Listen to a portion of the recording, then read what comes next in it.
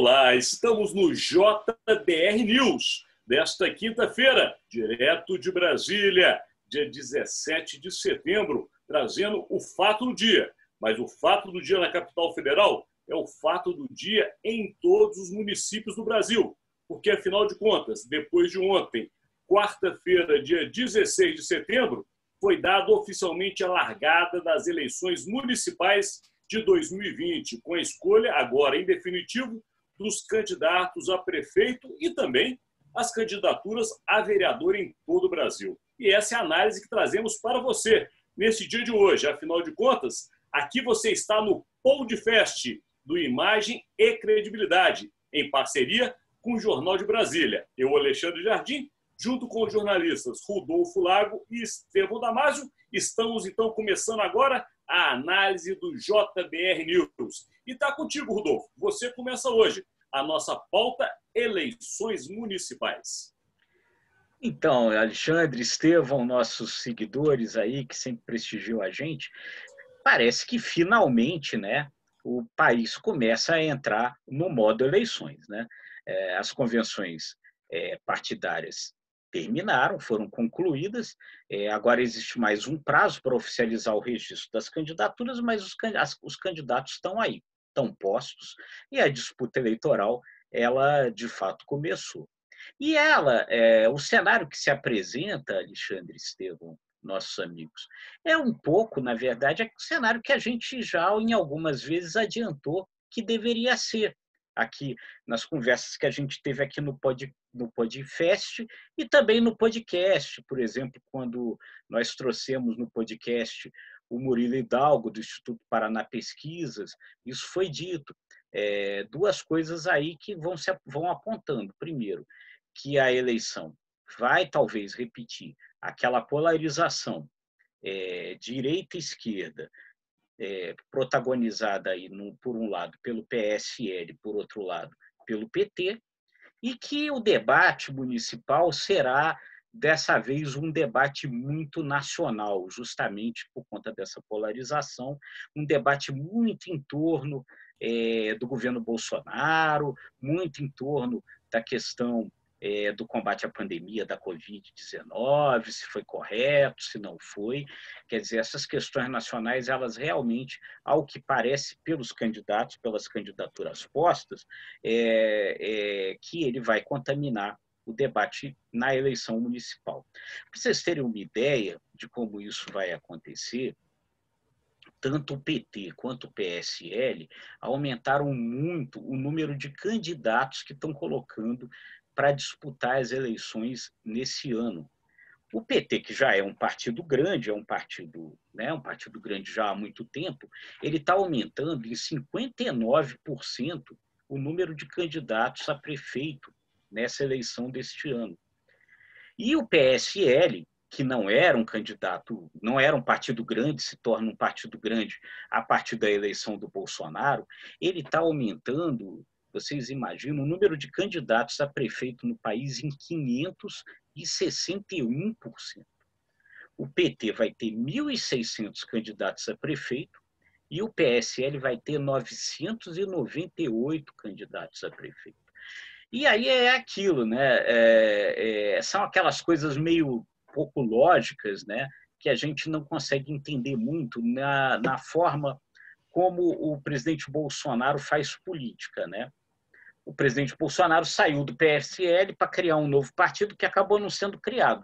Como ele não tem partido nenhum para disputar a eleição, o PSL, apesar de não ser mais o partido dele, acaba meio que representando a ala que ideologicamente está mais ligada a ele. Então, esses dois partidos ficam aí nessa disputa, né? Agora, por conta do fato do Bolsonaro ter saído do PSL, não vai ser em todo lugar que o PSL vai estar sendo o partido mais ligado a ele. Por exemplo, não é o caso de São Paulo.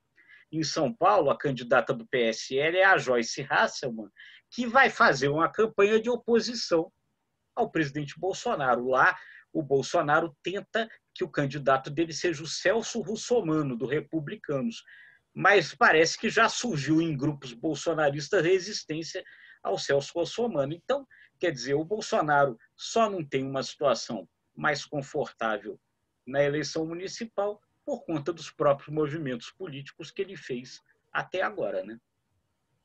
É uma eleição que demonstra, como você bem disse, Rodolfo, é uma polarização do que aconteceu na eleição presidencial e do que provavelmente pode voltar a acontecer na eleição de 2022. Mas antes de passar para a análise de Estevão Damasio, eu gostaria de pontuar algumas coisas que são relativas especificamente a essa eleição, Estevão, porque nós estamos num cenário atípico. Então, essa eleição municipal, o nosso seguidor deve ficar muito atento, porque aquele formato que a gente foi acostumado de grandes comícios, aglomerações, carreatas e etc., não acontecerão por conta da pandemia. Portanto, será uma eleição focada muito na área tecnológica, nas redes sociais, na própria TV tradicional, no rádio, enfim. A informação ela vai chegar eletronicamente. E outra coisa que é muito importante ficarmos todos atentos, que são as chamadas cotas, sejam elas raciais ou de gênero, porque isso na última eleição deu muito problema, inclusive com Caixa 2 e alguns desvios, porque candidaturas femininas não foram de fato candidaturas, foram apenas nomes para compor junto ao fundo partidário. E nessa eleição, eu lembro ao nosso seguidor que uma decisão recentíssima determinou que também exista o equilíbrio nas cotas raciais. Então, temos que ficar muito atentos, só não com relação às já chamadas tradicionais candidaturas, mas os novos candidatos, sejam por cota racial ou por gênero, é importante ficarmos atentos. E agora, claro, desculpa, Estevão Damasio, mas a sua análise sobre este assunto, eleições 2020. Oi, pessoal, vocês pontuaram muito bem, mas eu não vou resistir, né? Como é que você vai alcançar cota de gênero se em Belo Horizonte o Partido da Mulher lança um homem, né? Então a coisa começa a complicar por aí. Mas essa eleição municipal tende a ser realmente um grande balaio de gato, especialmente no primeiro turno. E nesse aspecto, o presidente Jair Bolsonaro faz muito bem em não se envolver diretamente no primeiro turno e nem autorizar que os ministros dele, né, interfiram na eleição diretamente. Porque o primeiro turno vai ser uma briga de foice daquelas. O exemplo de São Paulo foi muito bem colocado pelo Rodolfo Lago, né? Tem vários candidatos. Então, ele vai esperar o segundo turno nas principais cidades e capitais brasileiras, onde aí sim o desenho desta polarização vai ficar cristalizado. Ou seja, é óbvio que em determinadas cidades nós poderemos ter dois candidatos mais à esquerda ou dois candidatos que endossam, né, o governo Bolsonaro, mas é muito mais provável que o segundo turno cristalize essa polarização e rotule os candidatos em pró e contra Bolsonaro. Bolsonaro vai ter uma posição chave, fundamental e um nível de influência muito grande por essa caracterização já pontuada por vocês, meus amigos. É uma eleição municipal com um contorno muito forte, um caráter muito forte nacional. Nós teremos o recorde de candidatos nas principais capitais, o PSL e o PT lançando muito mais candidatos do que nas eleições municipais passadas, travando um duelo à parte, reforçando essa tendência pró e contra o presidente da República.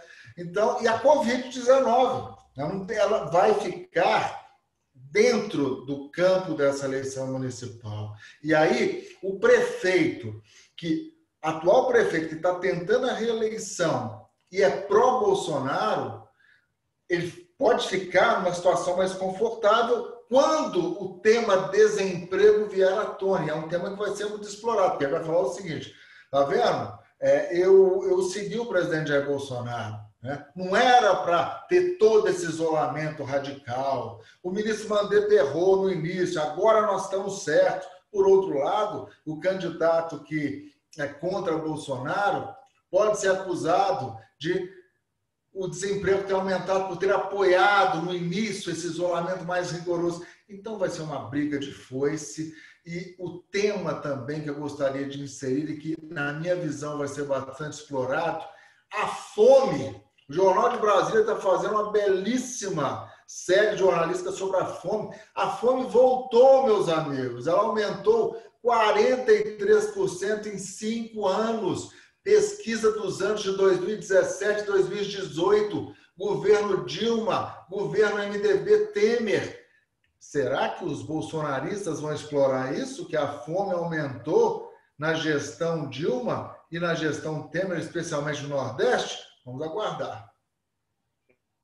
Imagem e credibilidade antecipando os fatos das eleições municipais deste ano. Que cenário belíssimo traçado por Estevão Damasio e também por Rodolfo Lago. Afinal de contas, é JBR News. E agora, a aposta de hoje. Vamos lá, Rodolfo, qual a sua? Olha, eu acho que a gente ainda precisa ficar atento, realmente, eu ainda sigo atento a alguns temas que a gente vem comentando aí desde o início da semana. Eu acho que realmente as questões ambientais e os reflexos disso no mundo, no planeta e que podem se refletir na economia brasileira continuam sendo um assunto, continuam sendo um tema. O presidente, daqui a mais alguns dias, vai fazer o discurso na abertura, né, da Assembleia das Nações Unidas e deve tratar desse tema. O governo está preocupado, né, a imagem do Brasil é das piores nesse momento por causa disso, então acho que isso vai ter desdobramentos. E outra coisa que provavelmente que ainda tem desdobramentos e que a gente precisa acompanhar são essas questões envolvendo desenvolvimentistas e os liberais do Paulo Guedes no governo. Paulo Guedes está com a frigideira em fogo bem alto ainda nesse momento. Estevão Damasio, sua aposta de hoje. Rapidamente, um assunto que me chamou muita atenção e que vislumbro repercussões, tem a ver com a questão ambiental, essa ideia aí do vice Mourão de utilizar militares da reserva para criar uma força tática da Amazônia. Isso aí vai render, hein? Perfeito. Eu vou contigo, vou com o Rodolfo também, porque essa questão ambiental, como eu sempre tenho colocado aqui, é muito cara a todos nós. Estamos atentos, eu acho que terão desdobramentos. Esse movimento do mundo acabou provocando o Brasil a fazer um movimento que já deveria ter sido feito domesticamente há muito tempo. Mas, como diz o ditado, antes tarde do que nunca. Agora, eu chamo a atenção para um outro fato, que tem a ver também com a equipe econômica. Parece que está sendo esperado entre hoje e amanhã a carta de demissão do Valderi Rodrigues. É isso mesmo, Rodolfo Lago? Valderi Rodrigues, secretário de Fazenda. Perfeito.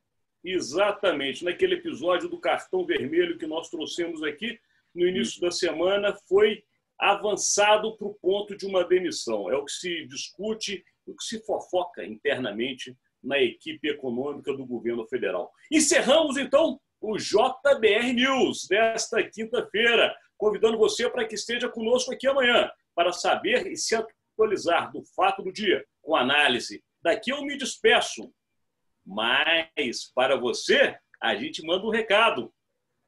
Dê like, ative o sininho, vá às redes sociais do Imagem e Credibilidade, veja o que temos feito para você. Afinal de contas, outros conteúdos especiais estão lá à sua disposição. E também cursos, hein? Cursos na plataforma Cubóis e uma série especial feita por Estevão Damasio sobre as eleições de 2020. Já que você viu que hoje a pauta foi eleições, vá lá para você ver também o que tem sobre eleições, com entrevistas com especialistas. Então, daqui me despeço. Até amanhã. Tchau, pessoal. Até amanhã.